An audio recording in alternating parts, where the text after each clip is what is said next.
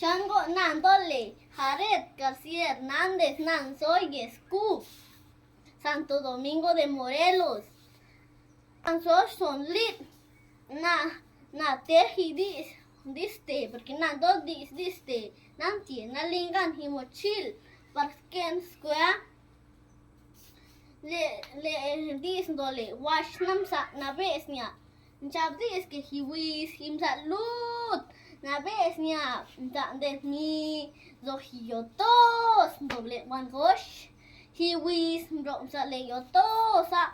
Lotah ter buir hichortos nit jablatki. Tiam vino rifivi. Sandom sar vino hidis nyap ayud. Tamos sampai ker buir nechotan besa num buir sa hiwas lisa.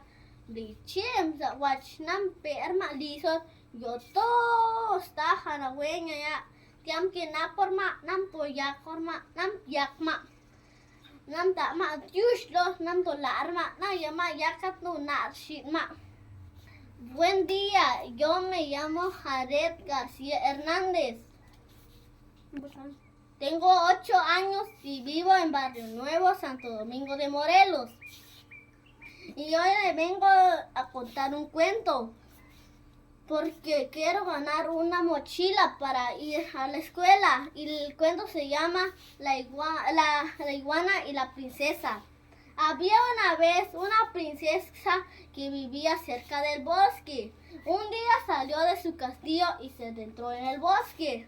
Mientras miraba una cascada, escuchó un grito y tuvo mucho miedo. Pensó que era un animal salvaje. Y cuando estaba siguiendo de caminar, escuchó un grito que pedía ayuda. Y se acercó a ver quién era. Y vio que era una iguana muy herida.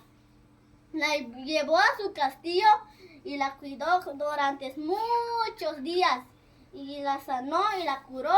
Y la iguana le dio las gracias y la soltó. Y ahora esa iguana tiene muchos hijos. Gracias.